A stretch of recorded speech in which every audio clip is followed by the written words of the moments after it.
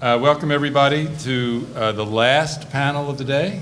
I promised, and thank you for your patience in sitting through what has been quite an extraordinary day already, and I think this panel won't disappoint. In many ways it will be a continuation of the previous panel, and really two panels on politics which were not part of the original conception for Noam and me when we put together this. We had imagined then, to use Jen Harris's terminology, we were past stage one of being able to imagine a neoliberal future, and now we were at stage two of designing the policies that would work. But not everything went according to plan. When Noam and I conceived of this project, as he said, it was, I would say, the high time of Bidenomics, summer of 23.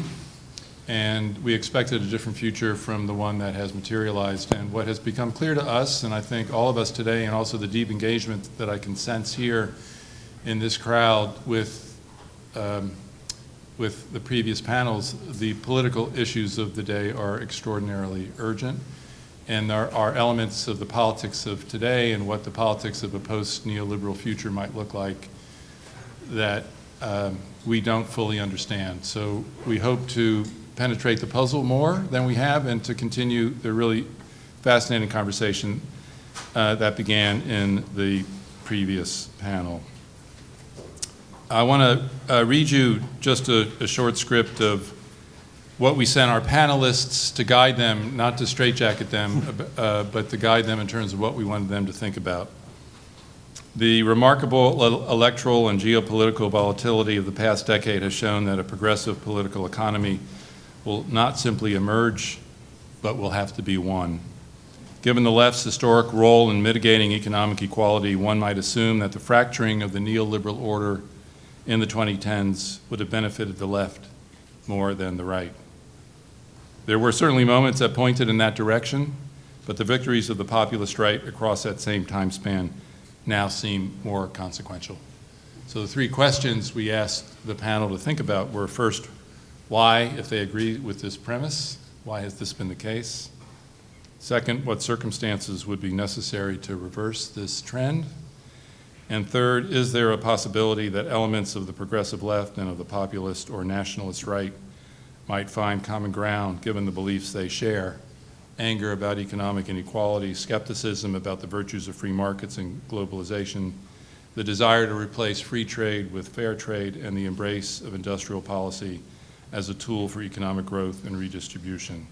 Or are the principles of the progressive left and nationalist right simply too different, the cultural antagonisms simply too deep? These are the questions we wanted our panelists to think about without prescribing what they would say or how they would organize their comments.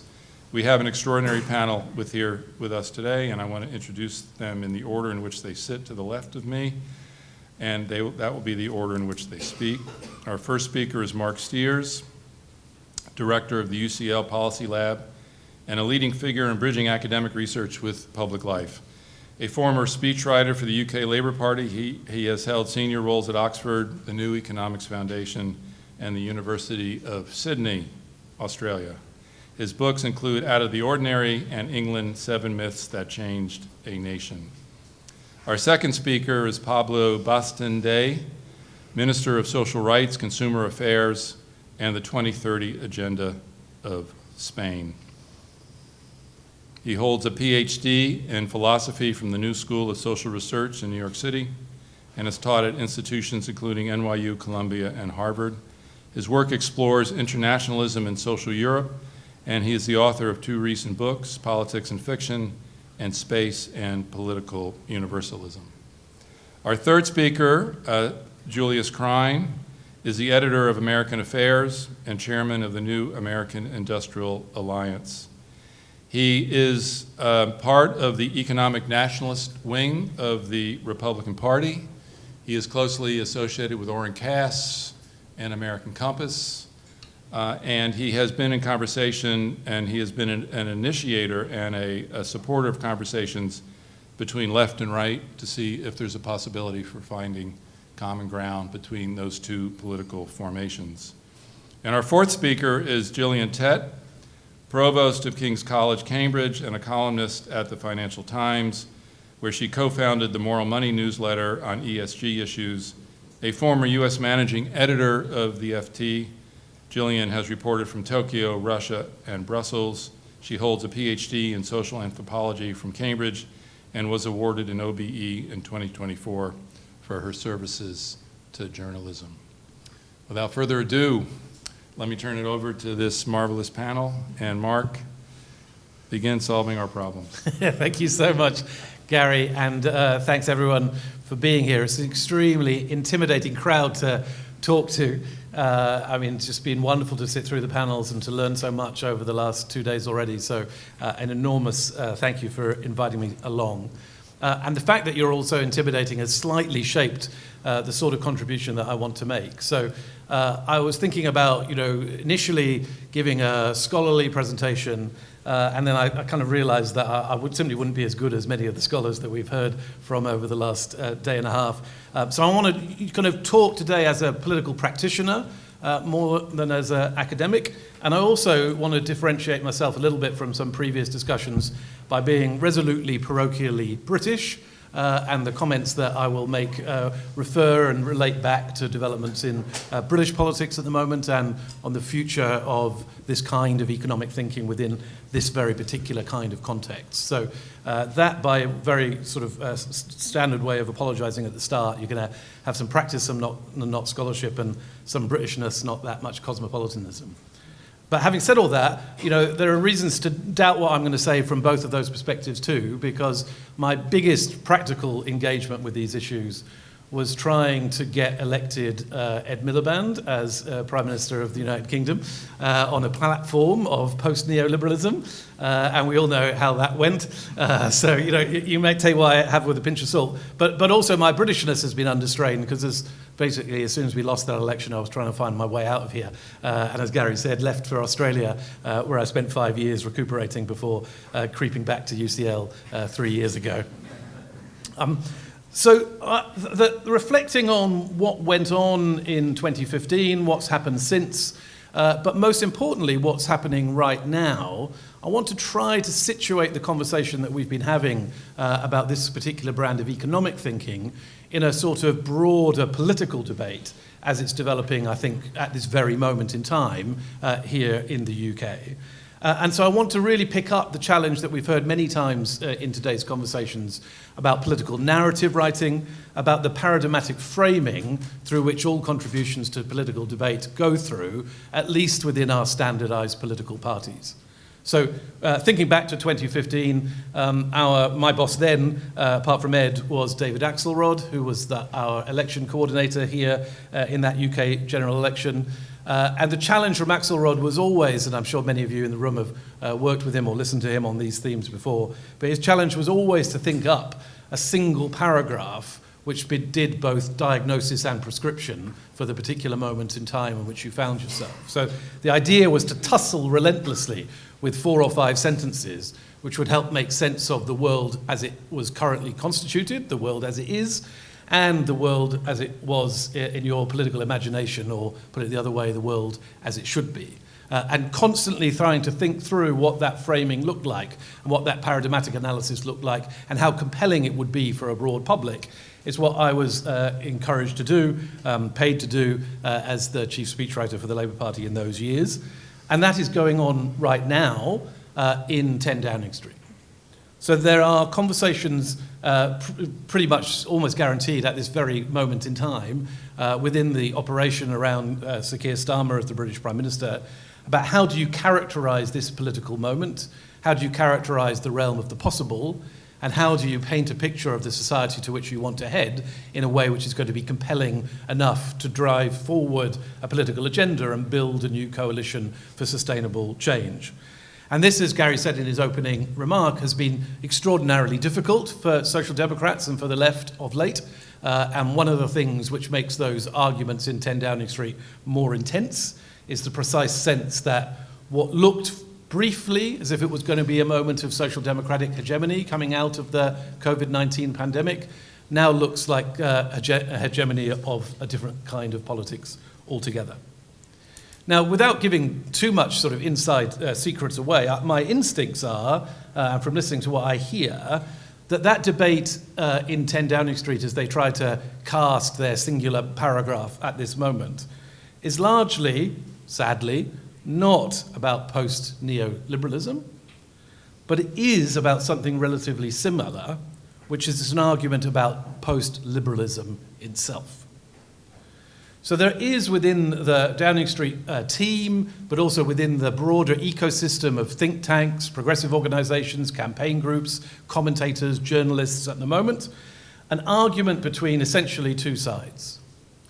The first side of those are those who advocate what I want to call the post-liberal perspective. Now, the post-liberal perspective has here in the UK intellectual adherents, people like John Milbank, Adrian Pabst have written about post-liberalism for the last decade or so. They have quasi-intellectuals like Maurice Glassman, and they have very significantly powerful figures within the Number 10 operation who think that this is a perfect description of the world in which we currently live. And the crucial core element of post-liberalism, as opposed to post-neoliberalism, is that they believe that there is now a paradigmatic shift in the global order in at least three ways. The first is a shift away from global institutions and back towards the nation state. The second is a shift away from relatively open borders and a celebration of multiculturalism towards closed borders and a celebration of national ethnic singularity.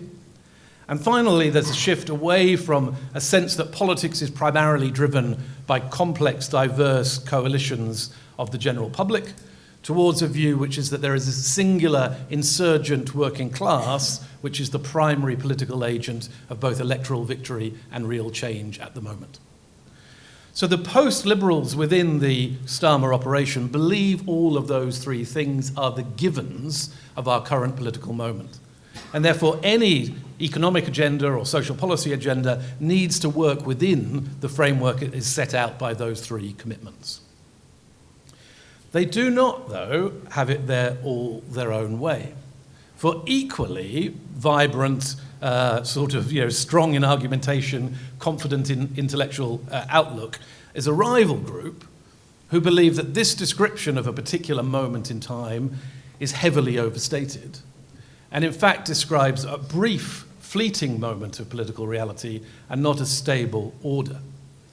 These are the people who got outraged when Keir Starmer a couple of weeks ago announced his new immigration policy by saying that he was trying to avoid Britain becoming an island of strangers, in a conscious or unconscious evocation of the racist politician Enoch Powell from 40, 50 years ago. Now, this group insists that the job of a social democratic government at this point in time is primarily to do the three opposite things that the post-liberals believe. So the goal is to protect the global order and the liberal order as much as possible, especially foundational parts of it, such as the European Convention on Human Rights. It's to maintain the possibility of celebrating multiculturalism, diversity, and patterns of immigration rather than to close the door. And it's to build broad and complex electoral coalitions which draw together the progressive middle classes, or so-called progressive middle classes, of the large cities with more traditional social democratic voters from working class constituencies. Some of you will have read the news over the last day, although probably you've all been in panels, so you haven't been able to.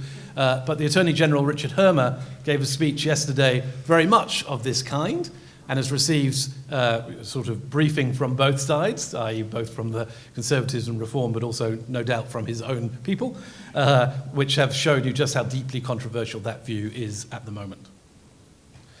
We are then, I think, in a determining, extraordinarily important moment for the short-term, probably middle-term future of British social democracy, which is that we do not yet know which of these two directions the Prime Minister will take. In the Prime Minister's own speeches, he has at times advocated the first view, such as in the immigration speech a couple of weeks ago, but he has also equally strongly advocated the second view, such as in his famous Blenheim conference when he first became Prime Minister, where he had the European Convention of Human Rights plastered on the wall for all of the visiting dignitaries to see at the moment at which they arrived. We also know that influential people in the cabinet, like Pat McFadden, the Chancellor of the Duchy of Lancaster, and a key player in developing Labour's electoral position last time round, has said that the only way to defeat reform at the next election is as a moral crusade to defend the values of the country, which looks to me like an evocation of the second of those two positions rather than the first. The challenge, I think, for us in this room and in our discussions is to think twofold. First is, if we are committed to a post-neoliberal economics, which of these two orders gives the most opportunity for the kinds of policy development and political advocacy that we are considering? But the second of which is, how consequential are we prepared to be in prioritizing one of those traditions over the other in order to serve our economic ends? Let me decode that slightly abstract formulation a little bit for you. My instinct, again, it's nothing more than an instinct, I'm being unscholarly today, is that post-neoliberal economics has a tendency to prefer the former, i.e. the post-liberal settlement, over the latter, because it sees within its celebration of the nation state and its criticism of global institutions, but also within its celebration of the traditional working class, the opportunity to build a coalition for far-reaching economic reform, for challenging the neoliberal orthodoxies or the Washington Consensus. The difficulty with that is it potentially lands you with fellow travelers who have a paramount interest in dismantling core liberal and democratic political institutions, and who may become fellow travelers for one's economic crusade, but at a significant cost to the advantages that democracy and liberalism provide to the very people that post-neoliberal economics chooses to support. So I leave you with one final thought, which is that my personal view, my personal instinct, is that we need to find a way of marrying together two traditions which seem difficult to marry together. On the first hand, it's a post-neoliberal economics which enables state action and challenges the orthodoxies of the last 40 or 50 years economically, with a liberal tradition which supports fundamental human freedoms, proper institutional practices, a celebration and not a criticism of ethnic diversity, open, or at least largely open borders, and an electoral strategy built upon broad coalitions and not an imagined singular political agent. So my challenge for us all is to think about how can we make post-neoliberal economics compatible with liberalism rather than throwing out our liberal political order in pursuit of desirable economic outcomes.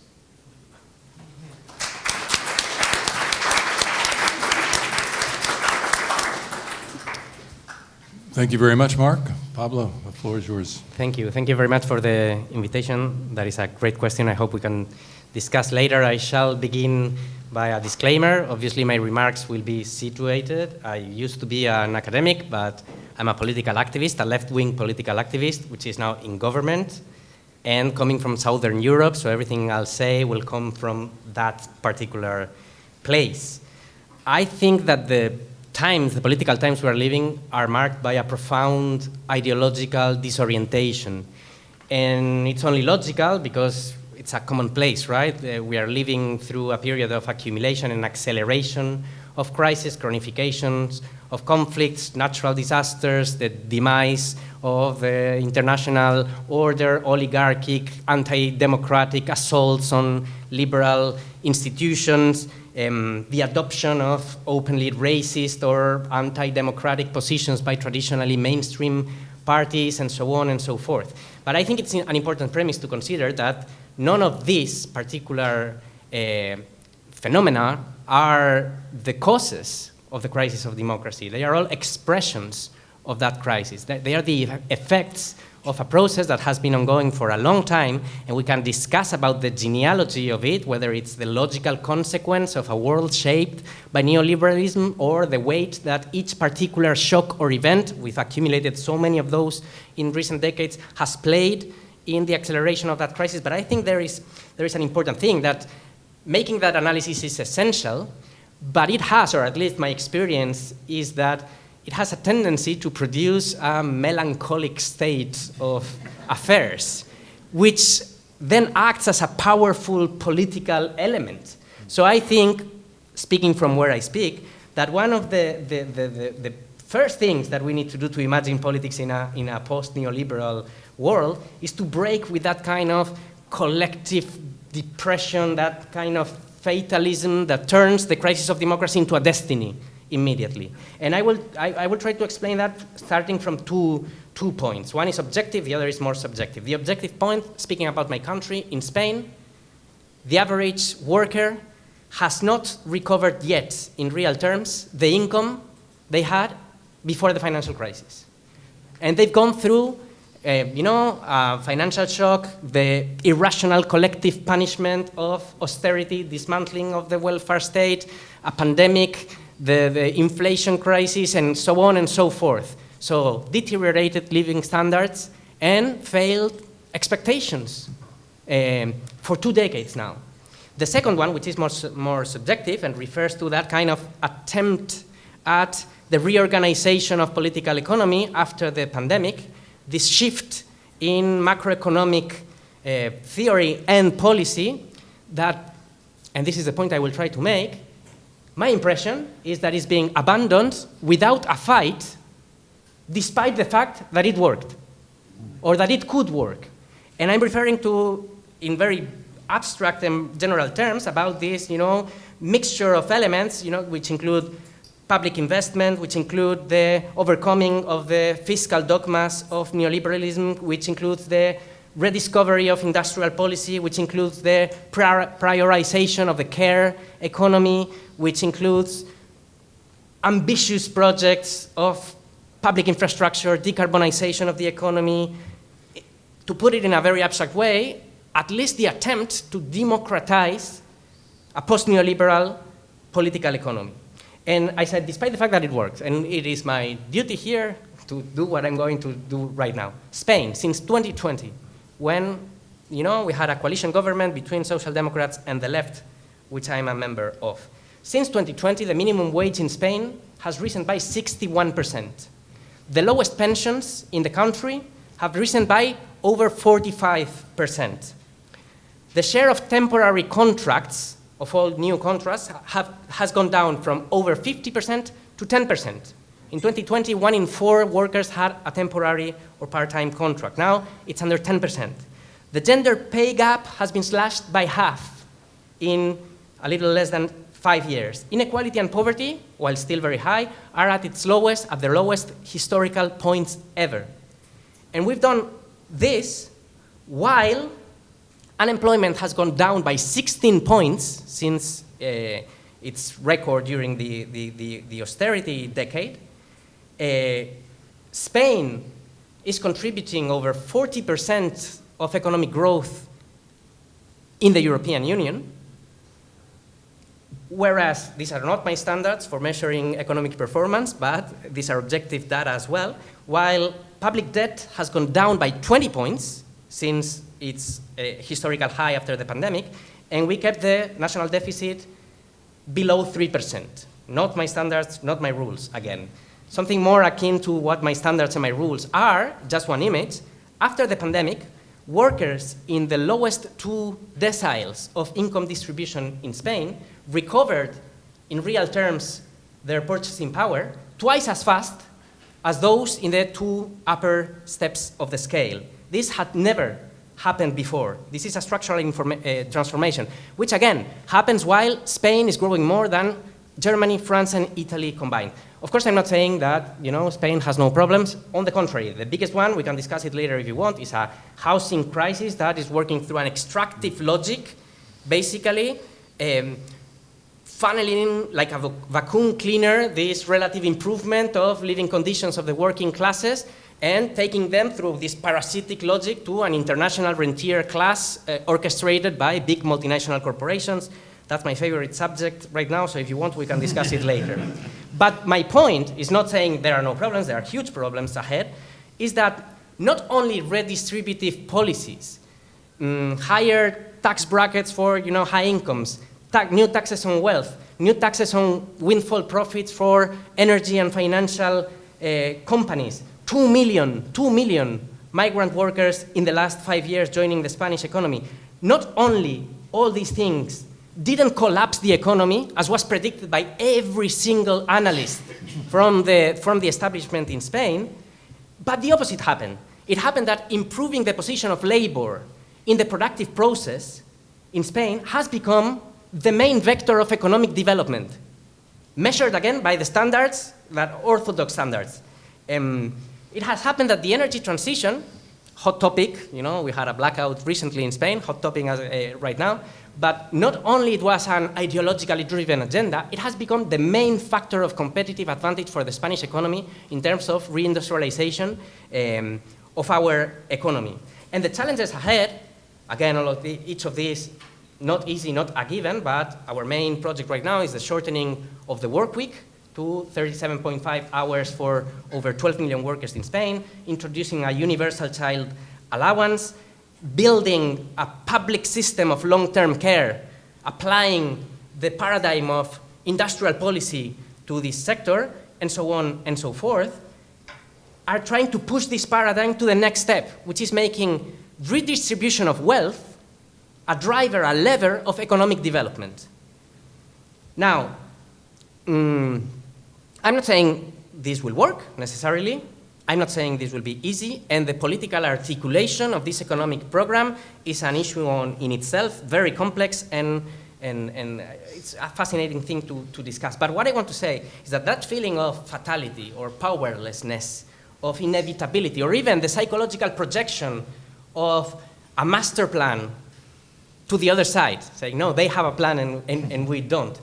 I want to say that's irrational, at least. That's irrational. That's not grounded.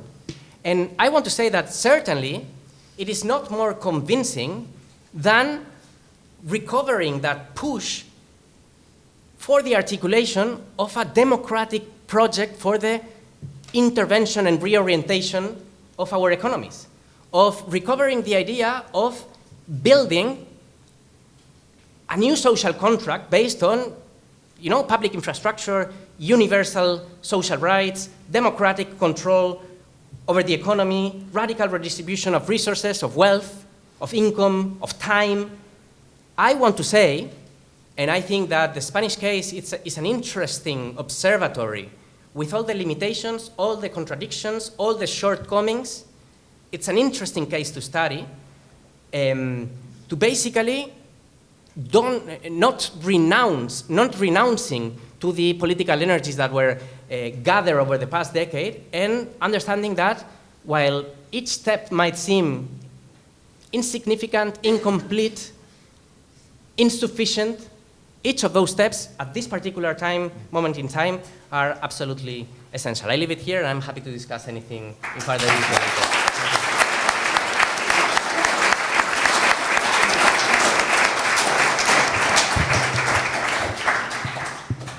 Julius. Yes, thank you.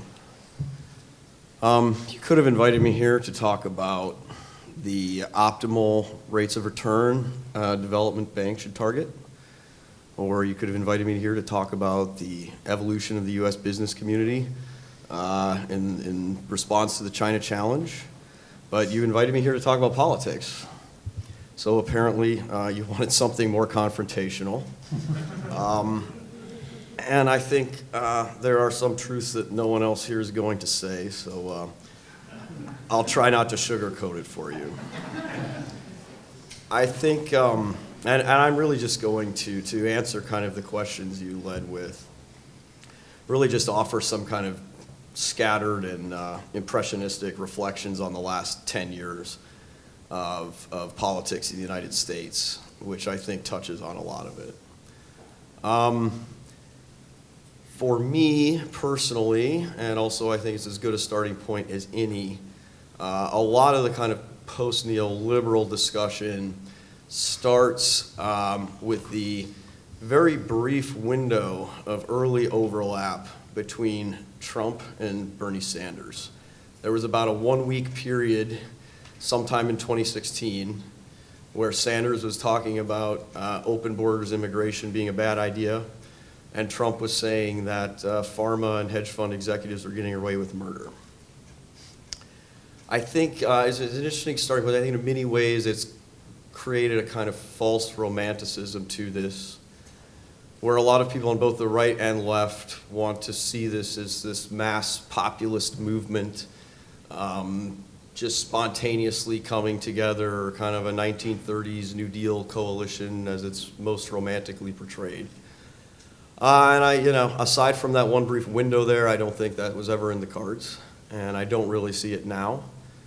But what I have seen is actually a pretty impressive, oftentimes effective, elite technocratic movement where you can have pretty robust collaboration across partisan lines in that kind of wonky technocratic fashion.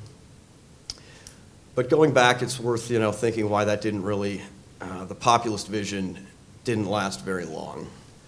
Most obviously, of course, Trump was totally unprepared for winning the presidency the first time around. He did not really have the ability to prosecute a populist agenda that could consolidate, a broad realignment.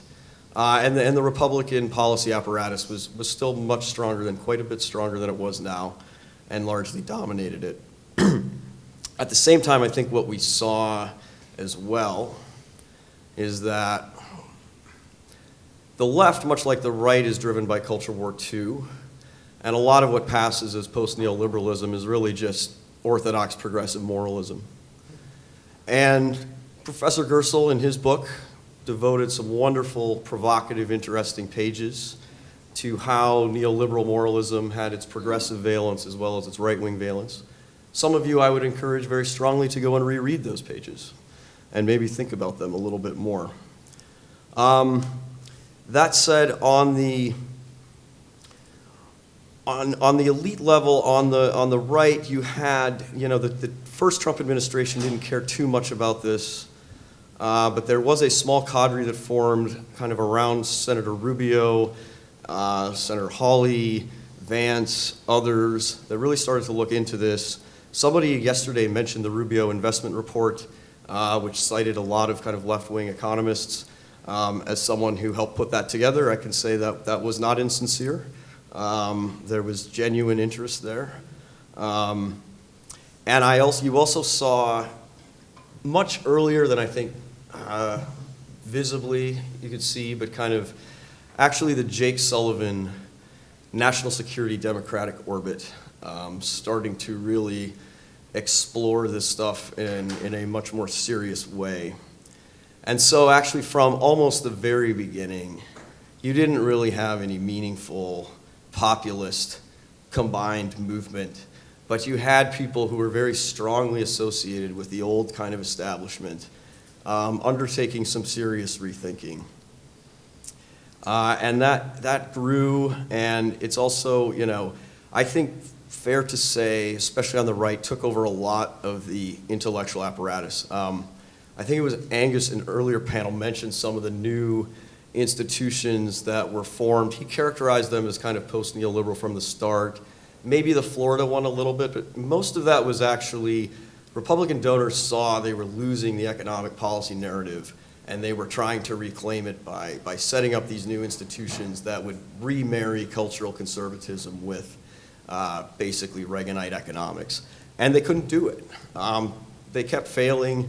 No matter how much money they poured into, applied liberty studies or whatever they called it, people on the right under 40 just didn't buy it. And so every time they tried to put together a new group of students, they all ended up being, and I just use the term as kind of lowercase shorthand, post-neoliberal.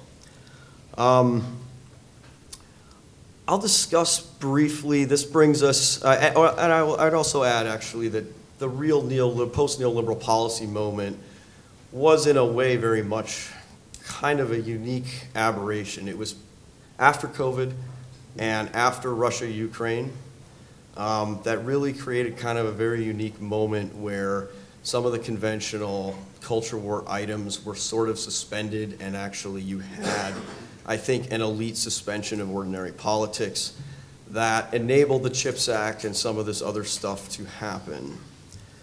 I'd like to comment on the Biden administration just as sort of maybe a friendly outside observer. For one, again, there's been a lot of discussion of like communications and that sort of thing. I think the reality is, industrial policy is too wonky of a topic that even if, I'm not saying the man on the street is, doesn't understand it or doesn't like it, but the media ecosystem is never going to go with that.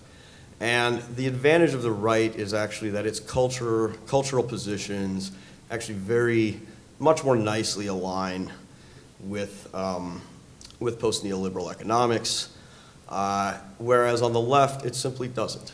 And you saw that, I think, where a lot of the Biden industrial policy was at least cloaked in the language of decarbonization, which is always going to be a non-starter. It's a 40% proposition at best in the US and a very, very low priority for every voter.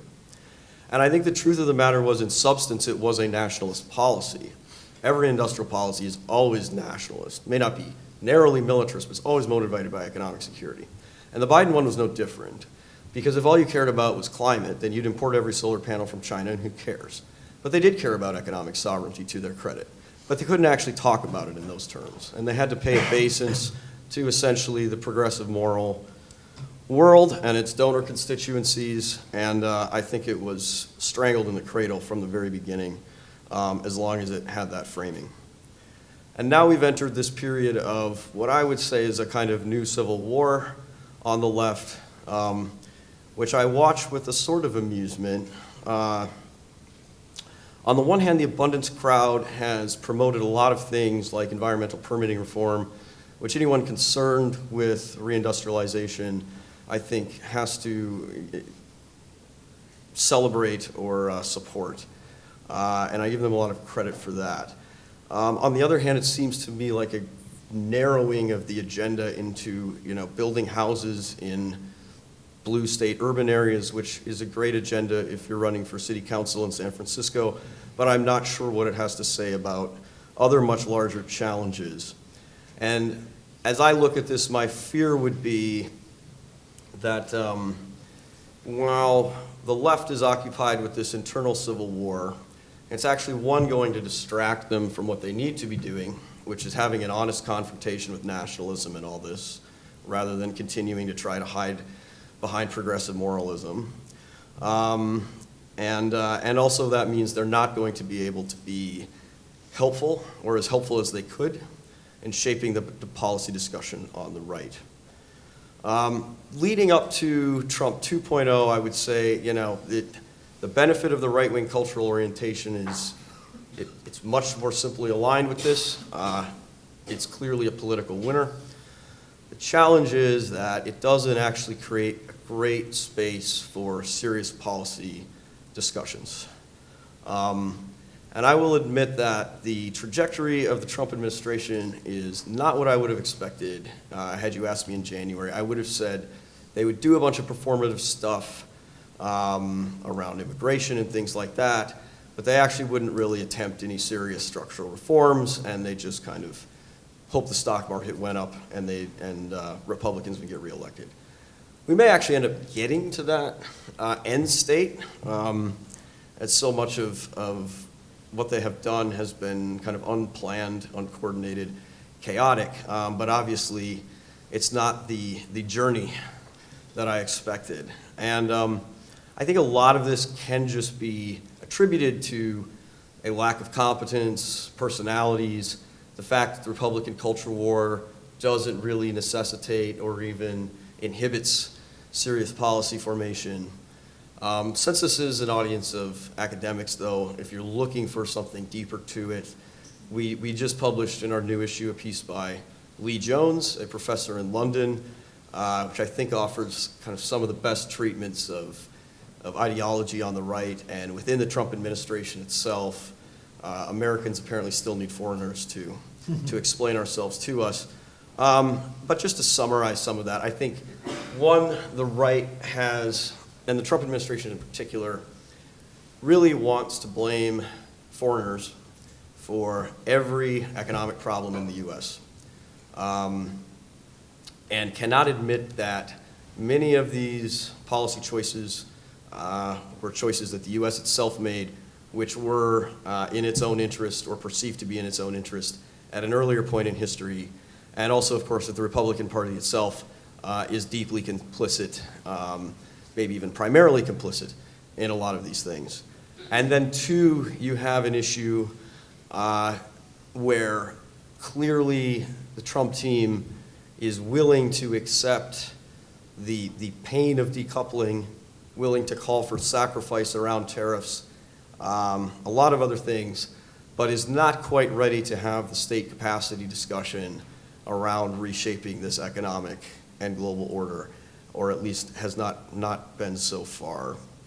And for those of you who followed it, there has been a weird alliance of sorts as the old right libertarian position has become increasingly untenable, particularly with the erosion of the US defense industrial base and things like that that just cannot be denied anymore. There's been a greater acceptance of things like tariffs as opposed to industrial policy. And there's kind of a divide within capital, so to speak, where if you go to the firm level and the business level, industrial policy is carrot, tariff is stick. You'd much rather have that. There's much greater interest in that sort of thing. But at the kind of oligarch, donor, billionaire level, kind of ceding any ground on capital allocation remains very much contested, to say the least. And I suspect the national security argument is really the only thing that could move anything there. That said, there was talk of a developmentalist coalition earlier. That is beginning to form. It's in a nascent stage, but it's real. It includes elements of Silicon Valley. It even includes certain elements of Wall Street. And there is an investment side to the Trump policy coming. The proposals are being made, sovereign wealth fund being the one that's most public. There was an executive order on that. They actually are working on that. That's a serious thing. There probably will be serious Republican co-sponsors on things like that. If anything, the White House has too many investment vehicle proposals kind of percolating at the same time, and they probably need to settle on one or two and put their efforts behind that. But it's actually happening.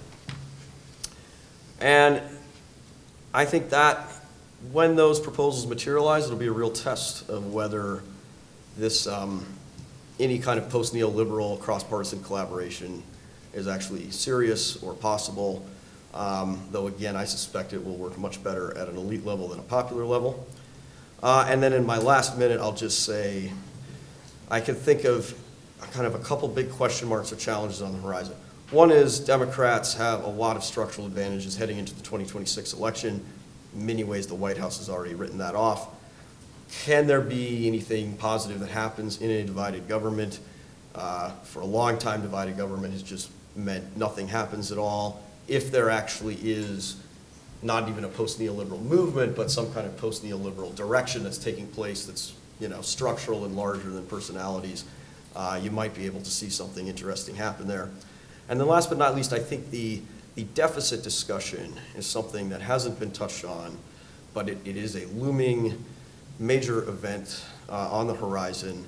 The U.S. running a 6-7% deficit in a period of full employment.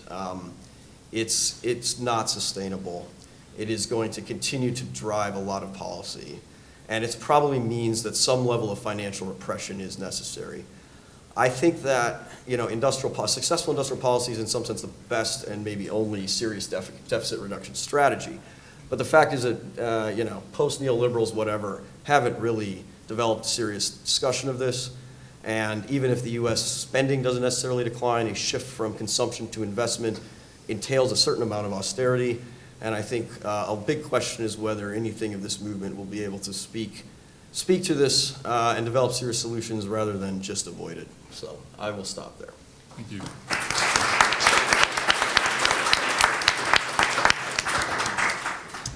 Gillian. Well, thank you very much indeed. And it's been fascinating hearing the previous speakers. Strongly agree with Julius, by the way, about the likelihood of financial repression coming down the tracks. As you just heard, I have a thoroughly weird background in that I was originally a cultural anthropologist. I worked in the former Soviet Union, Then I spent the last 30 years working as a journalist. I ran the FT in America for about 10 years during the first Trump administration, and then ran our editorial board, and I still write columns for them. And in some ways, the fact I'm now Provost of King's College, Cambridge, and continuing to write columns mostly about America, because I know a number of the former and current Trumpians pretty well, and I track it very closely. The fact I'm sitting in King's College, Cambridge, doing that might seem very weird, although on another level, it's absolutely not, because as an anthropologist, I'm always fascinated by the cultural framing and pattern of politics and the political economy. And what strikes me looking at the White House today is that sitting in a college that was created by Henry VI and then finished by King Henry VIII is a perfect way to frame the White House today. Because if you step back for a moment and take away the party labels and simply look at the cultural patterns and dynamics around politics today in Washington, it really is like the court of King Henry VIII. And I say that not jokingly, quite seriously, because essentially there are a number of ways that it's quite similar. Firstly, there's a focus on relative, not absolute, welfare. Much of the post-war era, both the neoliberal era and the Keynesian period, was focused on absolute, not relative. That drove things like the WTO and Bretton Woods. We're now shifting radically. You have a framing around Trump of situational, not universal law and ethics, which is playing out big time. And many people hate that, but that appears to be the path that they're going down. You have an epistemological shift in the way that politics is imagined, in that it's no longer a focus so much on rational policy making or step-by-step logic of the sort that most of us are trained to embrace because of how we've been educated. It's much more performative. And I've often said the best way from an anthropology perspective to understand how Trump operates is to go to a wrestling ring. Because, in fact, he became famous amongst many of the American voters, not because of The Apprentice on television, but because of his role in wrestling. And the performative style of wrestling, the fake manufactured conflict, the name-calling, the aggression, all of that have been borrowed lock, stock, and barrel, consciously or unconsciously, in terms of how Trump does politics, in a way that's forcing others to try and copy him as well. And then last but not least, if you look at the Trumpian way of doing politics today, what you basically have is that power within the framework depends on proximity to the king rather than any formal bureaucratic structure. And you have competing courtiers who he constantly plays off against each other to try and maintain his own power. And if you look at the courtiers around the White House today, I'd say there's at least three factions. One is the traditional congressional Republicans who've decided to work with him, who tend to come, some of them from an old-style, fairly neoliberal perspective, but often allied to the Christian right. You have the techno-libertarians, like Elon Musk, who have a radically different view of the world and the way they want to operate. And then you have the populists, nationalist populists, like Steve Bannon, who have, again, a very different frame. So when one talks about the Trump team or the Trump group, or the Trumpians as I call them, they're not a single cohesive group. Julius has touched on this. But I think some of the contradictions and some of the wild fluctuations in policy making right now reflect those splits and the fact that, in fact, Trump in the center is playing them off one by one like a medieval king, like King Henry VIII or Louis XIV, if you're French. Now, this looks incredibly shocking as a dynamic to anybody who was reared in the second half of the 20th century and grew up assuming that the only way to run the world was a democratic framework with a free market of some sort, whether it was a Keynesian-style economic type, vaguely market economy, or a neoliberal post-1980s market economy. And it's a truism of anthropology, cultural anthropology, that human beings always assume that the environment that they grew up with is natural, normal, inevitable, and unchanging, and the only right way to live, and everyone else should live like them. That's absolutely true of any point in any point of history in any society in the world. But the reality is, if you step back from the current highly charged debates and look back at the sweep of history, in fact, the type of pattern that Trump and his team, or his fighting courtiers, really are displaying is far more normal in human history than what we consider to be normal and right and proper, which is 20th century visions of democracy. You know, in many ways, the second half of the 20th century is the outlier, not what is happening today in America. And I say that without any value judgment whatsoever. You know, one of the issues about anthropology that many people hate, but it's part of the discipline, is that it is a relativist discipline, and one tries to analyze patterns and accept that there's more than one way to live and imagine the world, rather than attach immediate moral judgments on it. So we have this fascinating pattern, and I'm starting with talking about the Trumpian world, the American world, because actually, you know, this is affecting how politics across the Western world is being imagined and discussed today, either because people are reacting to it in a very emotional way and going the other direction, or because they feel like they're being forced to emulate some aspects of it, such as the performative aspect of policy making, or, you know, the focus on relative, not absolute welfare, but for example. So the interesting question to ask is going above and beyond the policy-making questions. And one can sit there and say, what does that mean in terms of economic policy-making, in terms of the zeitgeist? You know, I've often written that, you know, there have been 4 big swings in the political economy zeitgeist, by my count, since 1900. Pre-1914, we had imperialist capitalism. Interwar years, we had populist, nationalist, protectionism. Post-World War II, we had Keynesianism. And post-1980s, we had neoliberalism. And we're seeing another swing back at the moment.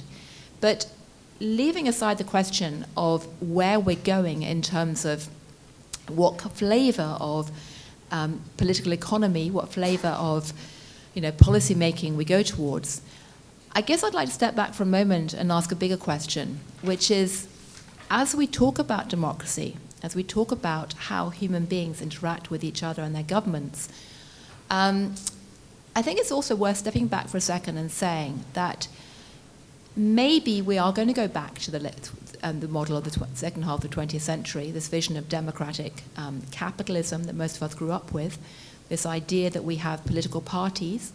Maybe that is what we will return to. Maybe you think that's the only viable model and that's what we should be fighting for. I certainly would have many inclinations to back that very strongly.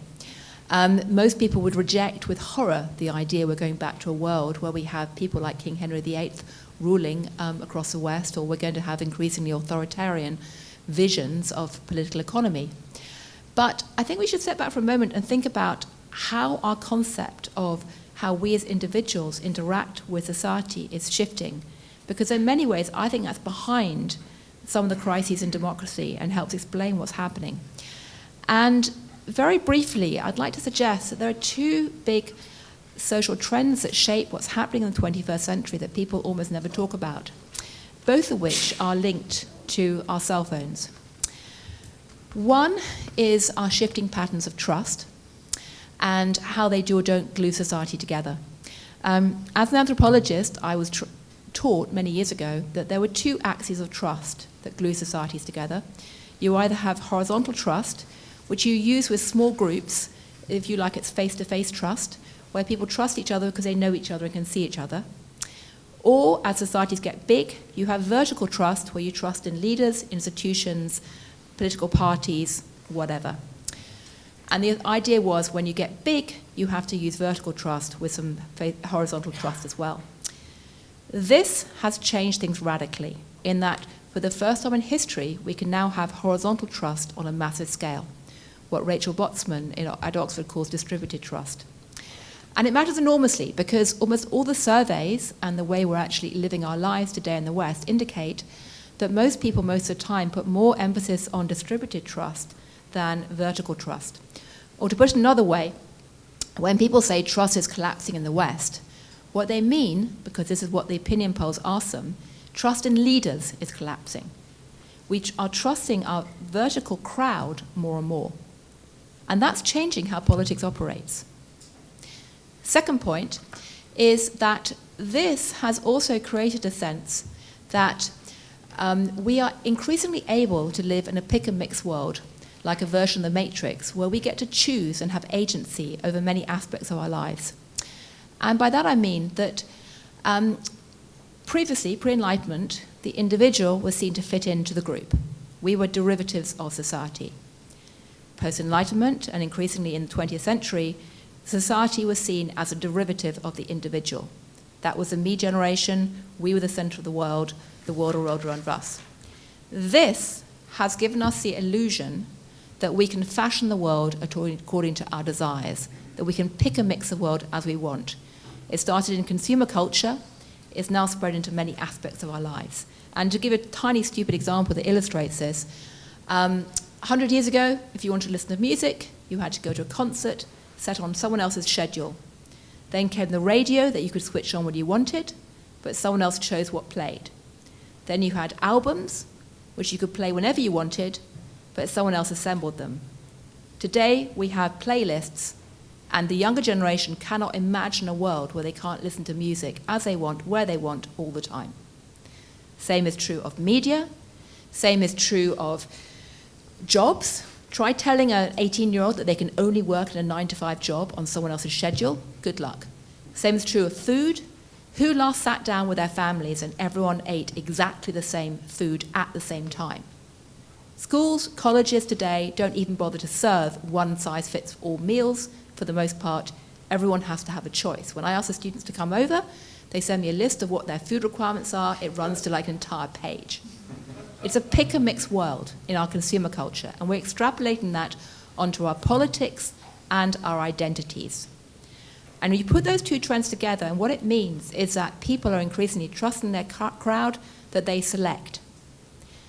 That doesn't mean they're not tribal. In some ways, they're even more tribal because they pick their own brands and cling to it tightly. If you want to understand why the culture wars are so vicious and viral, a lot of it's to do with it. You can be whoever you want on the internet in a way that was unimaginable until very recently. So when you go online and you pick your crowd and you pick your tribal symbols, boy, do you cling on to them. And ironically, although we have the illusion that we're all trusting each other in an egalitarian way, it's a recipe for manipulation. And we pick and mix strongman leaders like an extension of brands that we want to basically revolve around. And it's single issues so much of the time.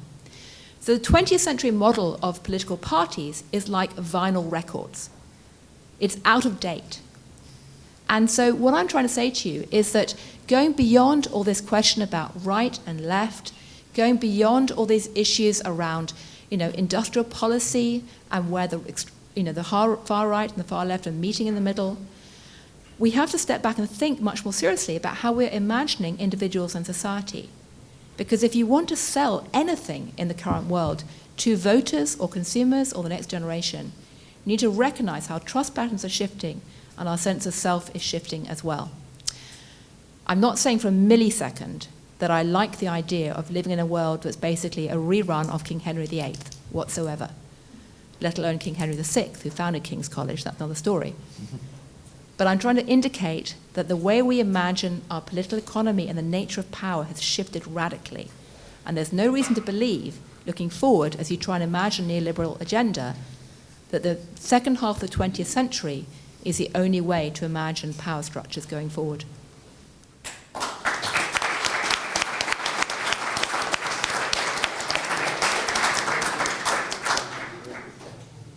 Wow. So the big takeaway from this conference on neoliberalism is that we are returning to Wolf Hall.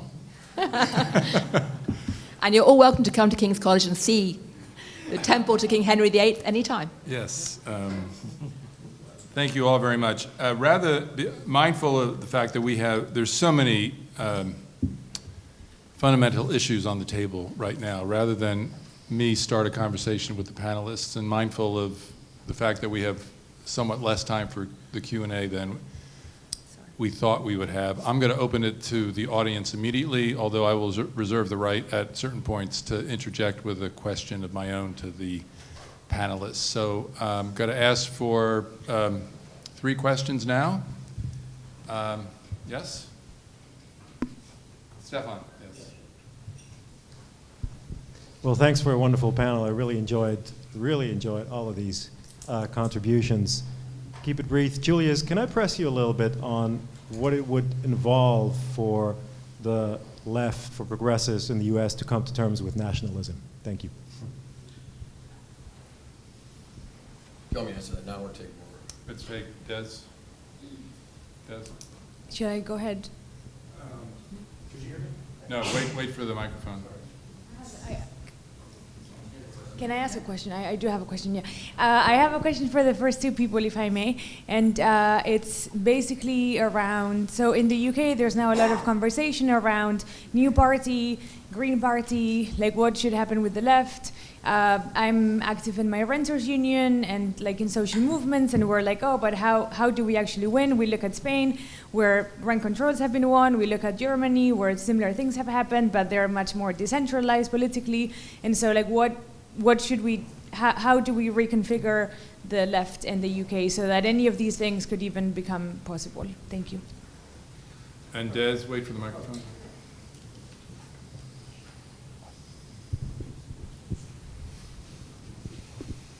Thank you, Sam. Thanks very much to the panelists. Marc, I want to reframe your dichotomy as simply a struggle about immigration. I want you to explain why it isn't. And I'd be grateful if the other panelists could pick up on that, on the centrality of immigration in European societies in particular. Okay, Marc, you want to go first? Terrific, thank you so much. So on the question about the left, I think it is one of the sort of most difficult questions about UK politics of late, which is why there hasn't been any even mild realignment on the left. So the Greens, of course, exist, and they perform relatively well in individual constituencies and individual local elections, but they haven't developed the kind of sort of challenge on the left that Reform have provided for the Conservatives on the right.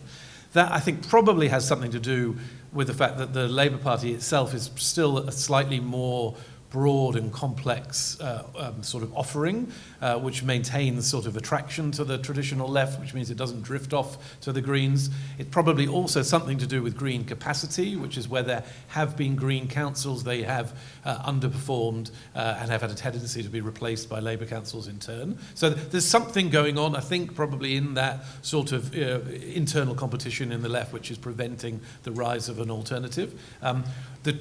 The strategic question in the Labour Party is whether that's baked into the system, so whether the Greens will continue to underperform irrespective of what the current government does, or whether if the current government pursues a more right-leaning post-liberal position, it will sort of begin to see a kind of Green challenge on its leftward flank. So again, not giving too much away to say that's a very live discussion at the moment. In the sort of political jargon, they call it the forgotten flank. Which is that almost all of the competition is thought to be between Labour and Conservative and Reform, but there is this flank to the left, potentially Liberal Democrats, potentially the Greens. It doesn't get very much discussion as a result of their underperformance, but let's see whether that develops over time. On Des's question, I certainly think immigration is, sort of primary and central to this tendency. I don't think it's the only element, though, because I think that there are sort of fundamental questions which have an immigration element to them, but they are about universalism and particularism, of which immigration is a part. So I think essentially what's happening in post-liberal Labour circles is a much greater comfort with particularism, which makes people much more easily anti-immigration and undermines the support for universalist values, but it manifests itself in multiple ways, especially in relationship to the roles of international law, which I think goes slightly beyond an immigration dynamic. So I definitely wouldn't want to underplay the centrality of immigration to the debate, but I don't think it's singular. And on that, I would just push back a little bit on earlier comments. I actually genuinely don't think this is about progressive moralism. I just think that's a poor characterization. This is about the fundamental liberal democratic order. Now, we can believe, as Gillian was indicating, that liberal democratic order might give way, but we don't, I think, do it justice to characterize it as a progressive moral activity. It was a bipartisan commitment until a very recent political date. And I do think that that's what's at stake now. the fundamental liberal democratic norms and institutions are part of our ongoing political argument in a way that they haven't been for decades. And that gives, I think, a real seriousness to this discussion, which goes far beyond sort of petty ideological labels. Was your question also to Pablo? Yeah. Pablo, you want to respond? I don't know what the British left has to do. I wouldn't dare. I think that there are some aspects that maybe are common to different places, and I think one is purely emotional. It has to do with a state of imagination of the future, and it has to do with a certain, I don't know, rhetorical capacity, producing the narrative. My feeling, my impression everywhere I go is that people are actually very thirsty for reference and analysis and frameworks for understanding what's happening. And I think the left has been, for a long period now, obsessed with this, like, well, material struggles and cultural identities and particularism and universalism and so forth. And that, in a certain sense, has weakened even more the capacity to produce overarching narratives and images of the future, desirable images of the future. And this also reflects a correlation of power, ideological correlation of power. Is it only immigration? Well, that's the result of a very powerful ideological machinery working at full speed for decades on, which sets the terms of the struggle, and then you have a lot of political actors internalizing that and assuming that that is, and this relates also to this, well, it's a classical topic about, atomization of society, individualism, neoliberal subjectivities. We can name it in many different ways, but the truth is that political organization, collective movements, and so forth are facing huge challenges everywhere. And stability and permanence has become a difficult problem to solve for progressive organizations everywhere, I would say. So, I don't know, my impression, but of course this is speaking from where I am, is that this feeling of division is an ideological construction in itself, and that we are very much obsessed with, with immigrants versus, white-collar workers, and this kid is trans, and how should it be treated, and this population, and actually we have lost the capacity of setting the boundary and saying, well, there is an obscene process of accumulation of wealth that has transformed into political power. It is them who are different, and the us versus them is articulated politically and ideologically. And this reflects a cultural state of affairs and political state of affairs. But I think that what the left has to do, if there is one thing it has to do, is never, ever to renounce, and I like it a lot, the fact that you put it in terms of state capacity, because this is the issue of our time. The state capacity for what? State capacity for what? And the left is born out of universalism. The day the left abdicates from its universalist vocation, it is something something else. It is not the left.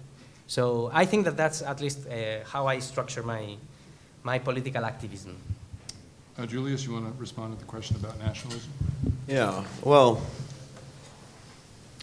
universalism crosses a number of ideologies, but left nationalism is really not that strange of a beast. It exists all over the world. It's actually, I would say, the common thing in Latin America. Really, I mean, when you're outside whatever the imperial hegemon is, left tends to code nationalist.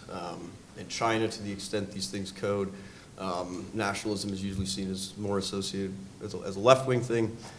So it's not like this doesn't exist, and in a way, the most successful left-wing parties have always been nationalist, I would say.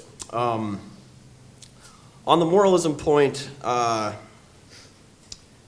you asserted liberal democracy as a moral good. You didn't give me any reason why, if I don't already share that view, I should be persuaded.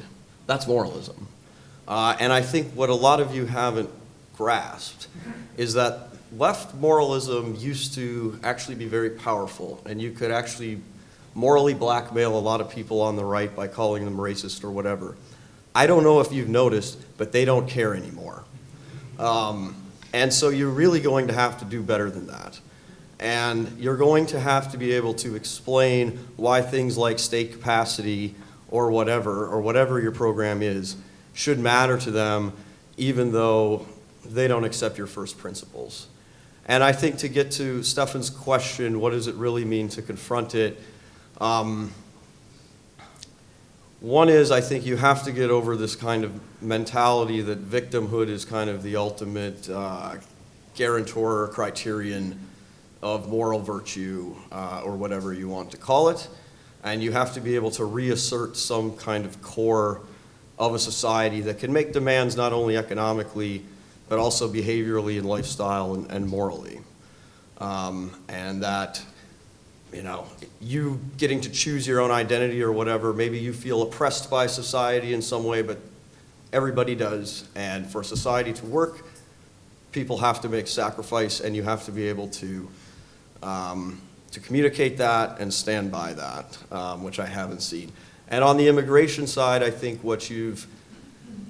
I would characterize a lot of the backlash. I mean, there's many different facets to it, but on the cultural front, I think on the right at least, and I think well beyond that, people say, you know, people from the majority populations, the native populations, would say, all right, we went a pretty long way in sort of, you know, being post-ethnic, post-nationalist. And a lot of these immigrants, they retain just as much of their kind of ethno-nationalist identity politics that they bring with them from their own countries. And the left is unwilling to seriously discuss that issue. And in addition to all the economic and other areas, until you can do that, I think the right will continue to dominate this issue. Okay. Gillian. I was going to jump in and say one thing, which is that back in 2016, I spent a lot of time thinking about political slogans. And it was quite striking that the Brexit slogan, "Take Back Control," was dramatically more effective than "Stronger Together." And the Trumpian slogan of "Make America Great Again" basically totally trumped, the Clinton slogan of "I'm with her." And if you step back for a moment and think about it, what basically unified the slogans that were coming out from the Brexiteers or the Trumpians, and continue to do so, was they really were about having a verb.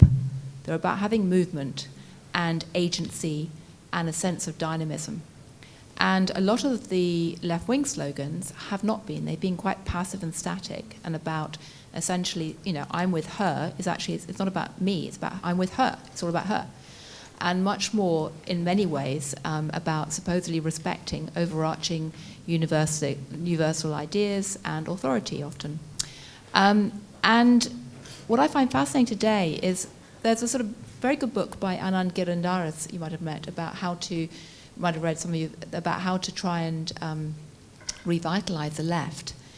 And the point he makes over and over again in the book is that if you look at Fox TV versus MSNBC, you know, MSNBC and other left-wing television shows tend to talk much more about policies and ideas and start macro, and then maybe go micro, but that's sort of more wide-ranging. And the assumption always is that there's some overarching sort of state structure which will basically provide a wrapper to unify everybody, and that's one reason why one is embracing a much more universalist creed.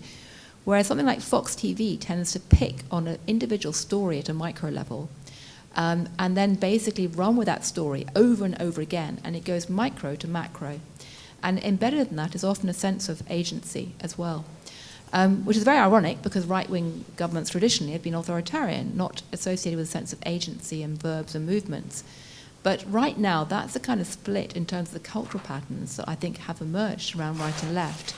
And so one of the questions I'm curious about is how does one promote a left-wing agenda with a sense of agency? Because agency is everything for the current generation, reared on their cell phones, where they expect to pick and mix absolutely everything. And if they pick and mix their coffee choices, why can't they pick and mix their political choices as well? I want to take up what I understand to be the challenge of Gillian's comments, not the ones you just made, but in your earlier remarks, which is that we may be passing out of a democratic era that has characterized the 20th and 21st century, but has not been characteristic of most of human history. It's another way of telling the story of the return of Henry VIII. And we've heard a concern from you, Marc, about the trouble of combining two things that are not fitting together. Pablo is much more optimistic.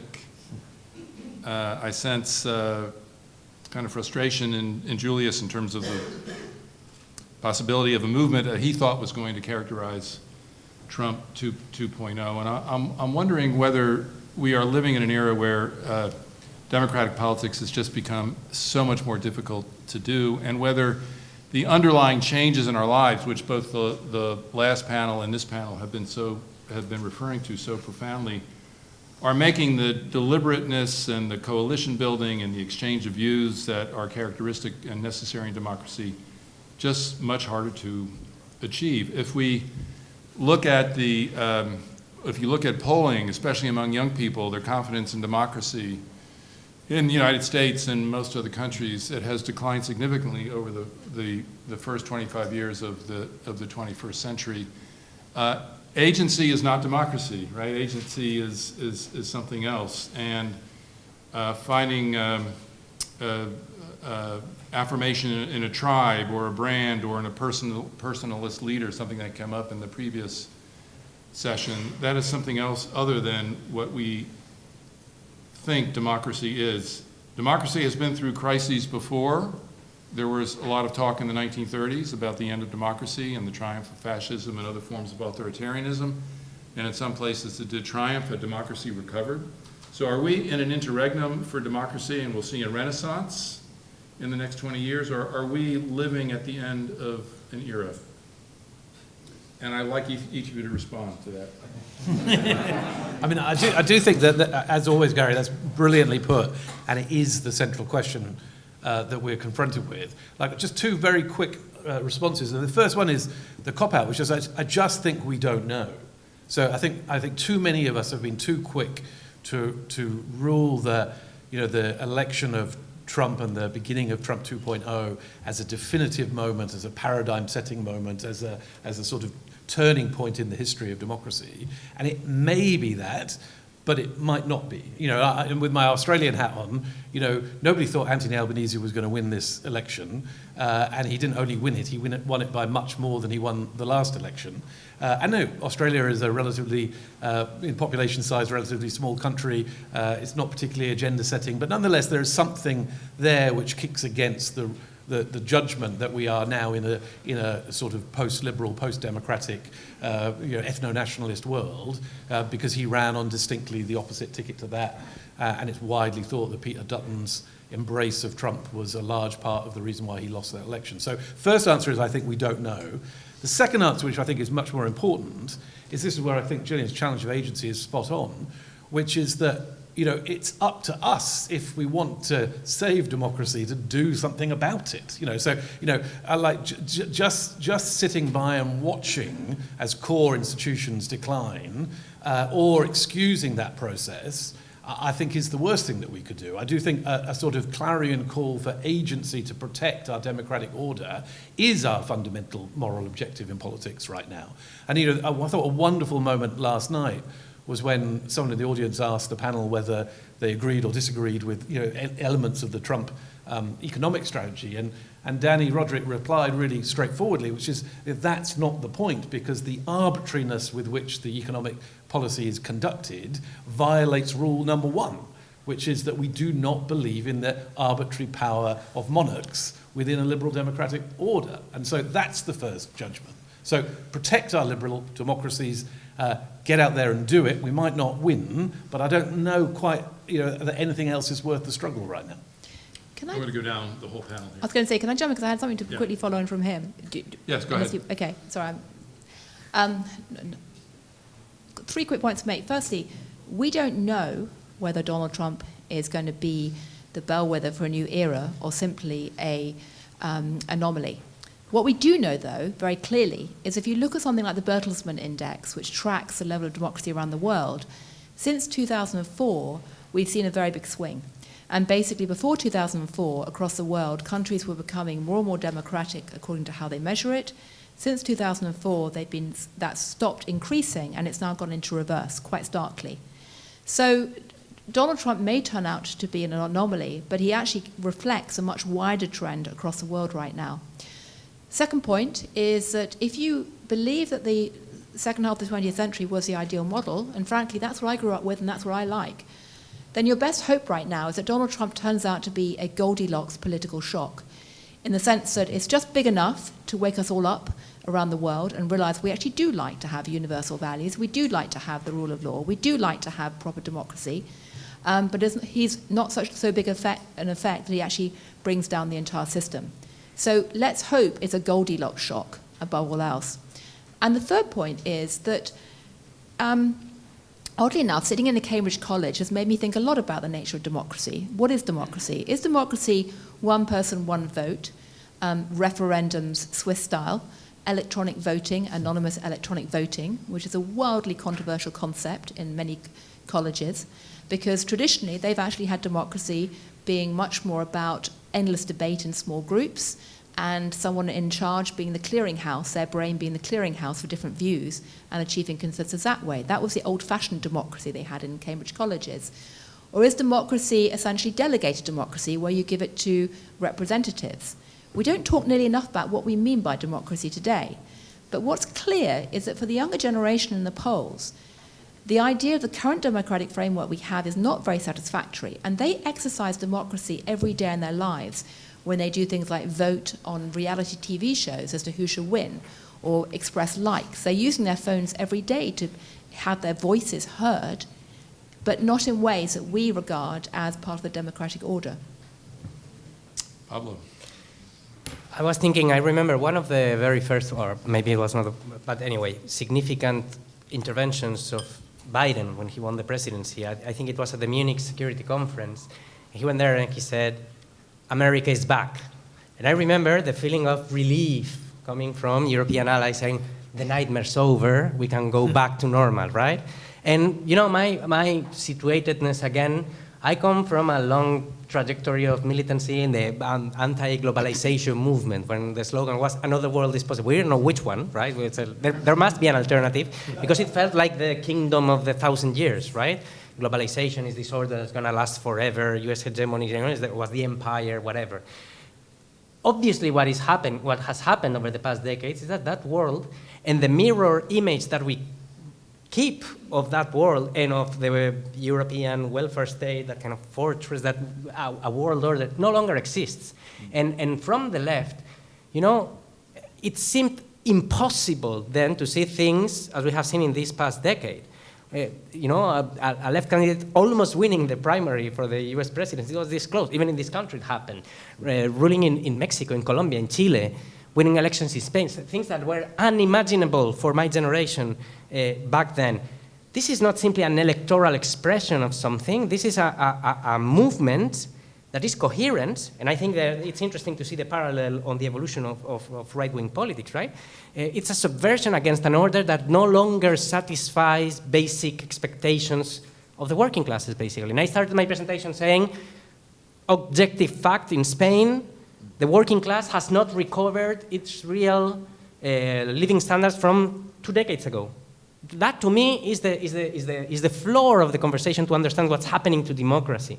But the history predates that, the impact of globalization on the working classes, even in European countries, not to mention everything that exists outside Europe, which was kind of a material precondition of the welfare state that we had in Europe, whatever. But I think that is a key, and the future of democracy will depend on how, and it's true that democracy is an anomaly of the 20th century, but it is true also that when I try to find, you know, inspiration for understanding the current stakes of democracy, it goes back to ancient Greece, and the clash of an oligarchic assault on a democratic institution is not something the archetype is there from the beginning of our cultural history. So I think a lot depends on how this particular, because one last thought, you know, if you look at the numbers that I mentioned about the Spanish economy, and those levels of growth and those levels of redistribution of wealth, 20 years ago would have been a political bulldozer electorally. Right now, they are just the precondition to be in a position to be able to fight the political battle. It's not just about that. But to me, that is the essential material condition of the defense of democracy, allowing for a redistribution of resources, choices, time, and wealth. That to me is the precondition for a possible post-neoliberal future of democracy. Thank you. Julius. Yeah, I mean, one of the most interesting things is that the populist or nationalist right remains very committed to democratic legitimation insofar as they present themselves as the true outcome protectors, voices of democracy. David Graywall, who you all know, I'm sure, has written a really interesting piece on that for American Affairs. It's a Trump era, so I have to be promoting. And you even see it in things that many in this crowd would most oppose. They turn to, if not democratic, at least liberal modes of legitimation. So the university stuff, they speak in terms of, free speech, stuff like that, which raises a question, I think, of, not only, because after all, I mean, Trump is a Democrat. No one disputes that Trump was democratically elected, yet I don't see many people in this room celebrating that as a great triumph of democracy. It raises the question of how exhausted really are these things, and would we actually be better off if we sort of dispensed with some of this fiction and kind of just admitted that instead of trying to hide censorship behind free speech, we just sort of both sides stated this is what I would like to censor, and this is why I think it's necessary to preserve society or whatever. I think that's a real question. I think actually, again, the kind of trying to moralize the concept of democracy or liberalism rather than, I mean, the point of liberalism theory, right, is you're supposed to be able to have people with very different moral orientations. They're supposed to be able to function in a political system that leads to good outcomes for everybody. Liberalism is not, I'm a liberal as a moral orientation. I don't think that works. So that would be my, a curiosity as to how much of the moralization of concepts like democracy is actually helpful, and I think it's currently being weaponized pretty harshly on both sides. Okay, one more round of questions. Yes. Wait for the microphone. Yes, so Julius, I'm very interested. There's a lot of rhetoric going around here, but if the Beyond Neoliberal order is disciplining capital, how far do you want to go? What does that look like? And just in terms of what Gillian was saying around Brexit, one of the big slogans was 350 million for the NHS. Where do we think we're going to land with reforms political economy? Thank you. There was a hand way in the back. Yes, a woman sitting in the middle there. Thanks so much. Gillian, thanks for bringing up the point that the 2016 slogan was, I'm with her. I'm reminded of another slogan in 2020 that was, I will fight for someone I don't know. And then conversely, a 2024 slogan that was, Trump is for you and Kamala is for they, them. And so I think the right has successfully embarked on an agenda of individualism. And Pablo, you mentioned the left must be for universalism, and so I'm just wondering how you all kind of view the downfall of collectivism and how the left can reorganize, either kind of reinvigorate it or harness individualism in our favor as we kind of embark on this as a political project. Yes, Bilal.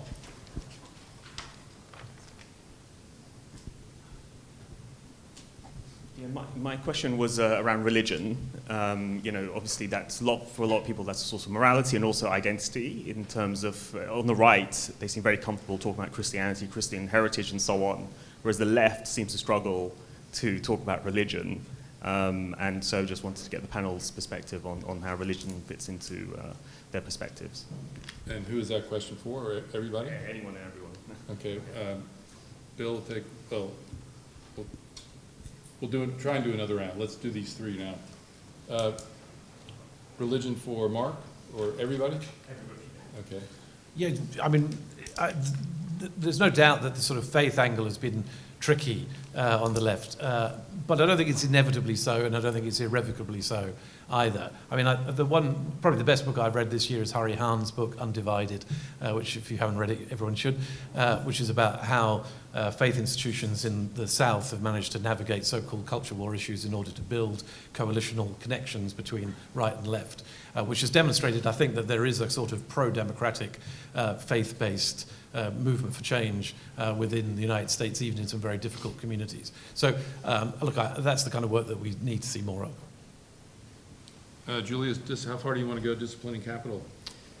Yeah, so the main political project of my career has been some kind of development bank or other strategic investment institution, which is more channeling capital than disciplining, but that's primarily just a function of what I think is politically viable in the United States. It's interesting that actually on the American right there are pretty fond discussions of General Park Chung-hee in Korea, and the other examples of not only the disciplining of capital, but the disciplining of the capitalists for nationalist ends. But I think those remain well outside the realm of the possible. Sam, Can what's your I second jump in and say one thing about that quickly? Yes. Very quickly. So when the ESG movement took off, it was associated with stakeholderism. And many of you may remember the British Business Roundtable going from a shareholder-first culture to a stakeholder-first culture, and basically a repudiation of Milton Friedman. What I find fascinating today, to pick up on what Julius just said, is that essentially stakeholderism is not dead just because the right is attacking ESG. On the contrary, what's changed is a different set of stakeholders that are now supposed to be looked at. And there's new stakeholders on national security policies and basically populist working interests. So it's really interesting. On the right, there aren't many people calling for any kind of reversion back to Milton Friedman per se, much as they hate ESG, or they use ESG as a symbol of what they want to attack, a kind of straw man. Instead, they're arguing for a new type of stakeholderism.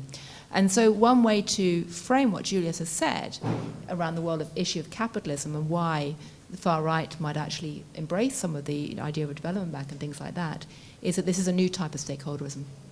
Just very quickly on that. Stephen Mirren, current chair of the Council of Economic Advisors. Oh, yeah. An early project of his was JSG, Job Security Growth. Yep. And he lost out to Vivek Ramaswamy, sadly. But it's not that foreign. Absolutely. Again, we could talk a lot about this because I spend a lot of time talking to probably the same kind of people. So, yes. Okay, Heather, did you have a question? Did you have your hand up? Well said. It's passed. Bill? And here, last two questions, and then I'm going to have each of you not either answer the questions or have your final say about what you want to have us go away thinking about in terms of politics in a post-neoliberal world. Julius is extraordinarily informative and a voice that has not been heard, a perspective that has not been heard in this conference yet. What I do have to respond to that in a sense, one disappointment and one surprise. The disappointment was no referral to Trump's extraordinary success in decriminalizing corruption. Yeah. The other is a surprise at the case that you implicitly made for not renewing the 2017 tax cuts. Yes. This is particularly focused on Marc. Oh yeah, this is particularly aimed at Marc. Do I detect a certain level of fear on the left of the revolution in the sense that I wonder whether the reason that conservatives are actually doing well is that they have understood intuitively, if not in a fully fleshed out intellectual sense, that we are undergoing a paradigm shift in the sense that the unifying stories of the post-war era on both left and right were characterized by an embrace of untrammeled freedom. So on the right, untrammeled market freedom, on the left, untrammeled identitarian freedom and open borders, and both of these have reached dead ends. And the conservatives have their own new vision of kind of a disciplined freedom, if you like, an ordered freedom, whether it's kind of this idea of sovereign democracy being protected through border control or reining in liberal ideologies which, from the view of many people, seem to threaten the mythos of the free world, the origin stories of the free world, critical race theory being a very good example of that. And so on, reining in unaccountable bureaucrats. That seems to be extremely resonant to people and speak to a kind of a freedom which I'm not sure that the liberal left are fully on board with. You're very keen on disciplining market freedom, but not really any other aspect of liberalism. And is this a problem? Mm-hmm. So let me ask Julius to respond, and then Marc, and then we'll have last comments beginning with Gillian at the end.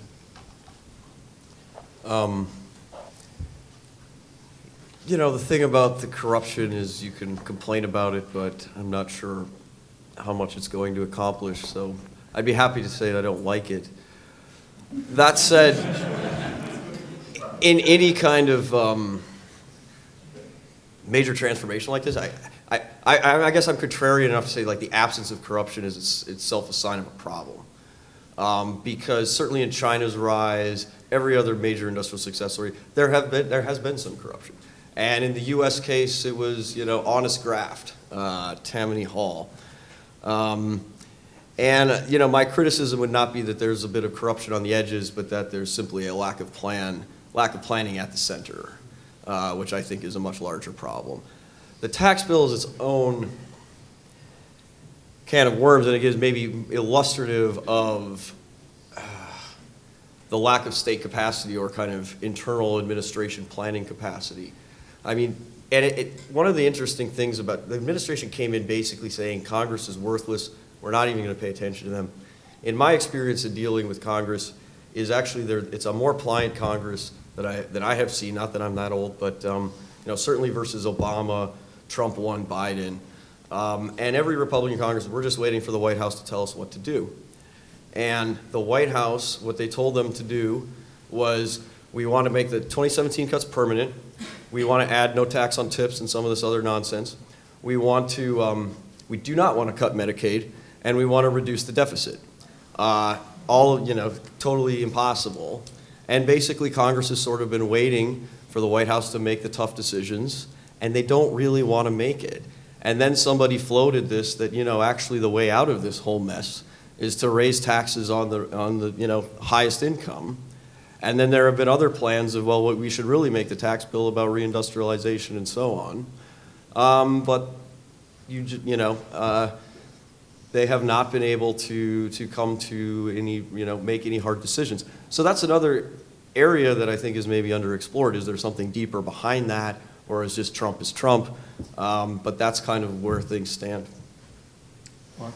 Yeah, really important question and a big question. I won't be able to answer all of it. But so my instinct goes something like this, which is periodization and paradigm setting are sort of viscerally exciting for political strategists and academics, and we can kind of see that. We've got the dates on the signs up there, and even when I was a speechwriter back in the day, we used to always do a speech which was, in 1979, Margaret Thatcher changed the world, and 2015, Ed Miliband was going to do the same. There is a sort of visceral attachment, and my instinct is that that's what draws so many to their definitive reading that this is the post-liberal moment, because they like the frisson of excitement that they get from living at a turning point in history and being able to tell a big, compelling story. And our media narrative drives that, and to some extent we drive it too. There's a constant quest for our political leaders to have a big story to tell, or a sort of agenda-setting narrative to offer. And so I think one of the attractions for the post-liberalism on the left is that they see the right having that big argument, and they want a bit of it too. And so they move into that space, irrespective of whether it works for them ideologically or politically or not, in order to have something weighty and important to say. That, I think, is an error. And it's an error for many reasons, but I'll just give you one. One reason I think it's an error goes back to this debate we've been having about whether we know it really is a paradigm-setting moment or not.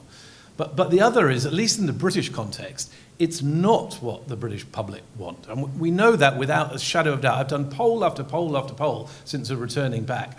And what the public tell you is they want the kind of change we've heard in the Spanish example. So they do want significant economic reform, and they do feel as if they've been under the cosh for far too long, partly due to austerity, squeezed wages, the impact of the pandemic, inflation, cost of living.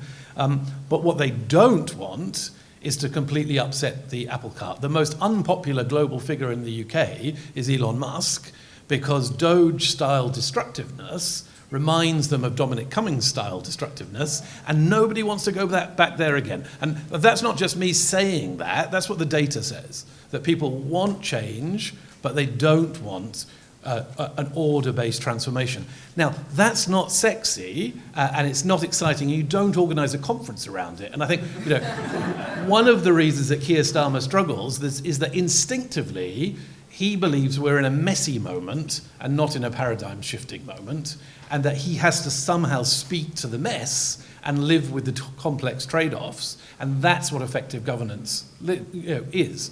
But then you go head-to-head with Nigel Farage, who has this paradigm-setting one, and you lose the competition for the 10 o'clock news, but that's not necessarily the same thing as losing the competition to actually change the country. And so, the bet I think the Prime Minister will eventually make is better to stay vague, ambivalent, ambiguous, complex, messy, focused on actualities, than to inhabit a story which we're not yet sure is the right one.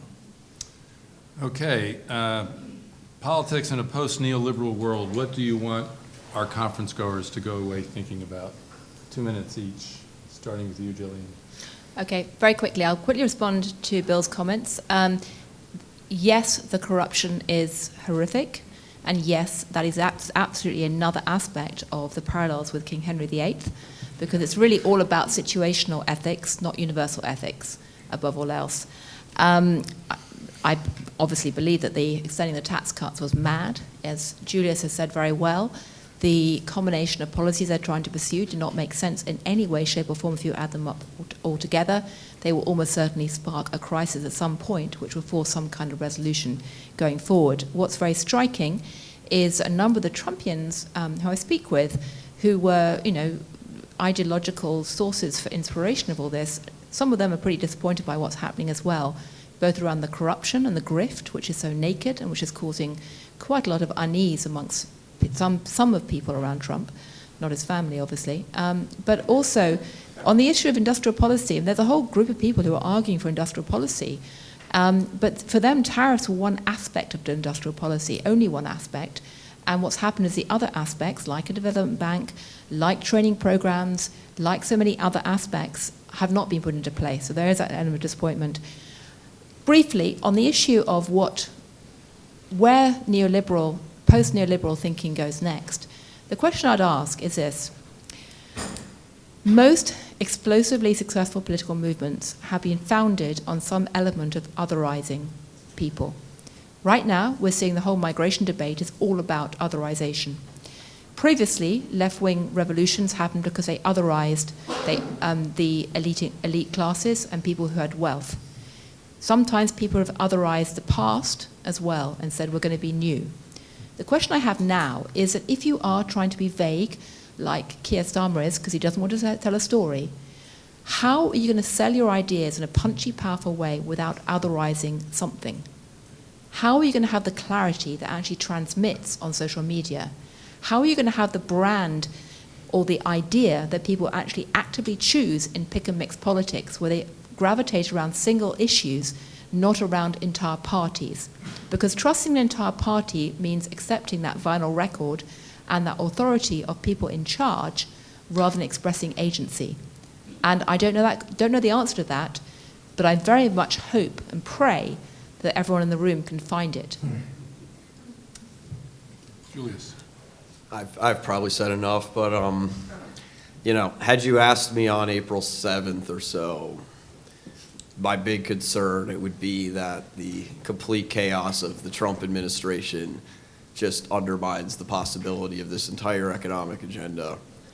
I think they've sort of pulled it together enough. I'm less concerned about that. But and I think part of the issue you're seeing is that the serious people in the Trump administration are sort of doing their work seriously. So they're drafting their plan, like they're happening, but no one's seeing them yet because it takes time to do serious policy. Agreed. So I think it's it's going to be a question of whether if you approach the Trump administration as a coherent force, I'm going to get everything I want kind of thing, you're going to be very, very disappointed. We've all been through this before. You shouldn't act surprised. But there's still a possibility to get a lot of things that you couldn't get anywhere else. And so it's going to be, for me, the big question is, can any of the serious things happening within the Trump administration and the current Republican Party actually succeed, or will it just be the frivolous or self-destructive stuff? Thank you. Pablo. I was thinking about this fascination that you described of some in the left towards what's happening on the right, which is kind of even an envy of this accelerated death drive, right? Like moving things and pushing things. And I was referring before to this projection of coherence. Some of the left presuppose a coherence behind everything that's happening. And the techno-utopianism, that's the social transformation, and the libertarian dismantling of the state, that's the project, and economic nationalism, whatever it means, or a tariff-based industrial capitalism, or a new military imperialism. Of course, all these things cannot go together, but we kind of presuppose coherence because we are expressing a lack, and we are expressing an envy of developing it. I will just close with this. I am in charge of social rights, which is a massive portfolio, and consumer affairs. And consumer affairs, no one knew what it was and no one cared about it. But as it turned out, through the enforcement of consumer regulations, we could tackle on some of the biggest multinational corporations, being it, low-cost aviation sector, online retailing, platforms for tourism rentals, selling of tickets online, you name it. And much to my surprise, and almost everybody else, popular transversal support for these measures has been overwhelming. Overwhelming.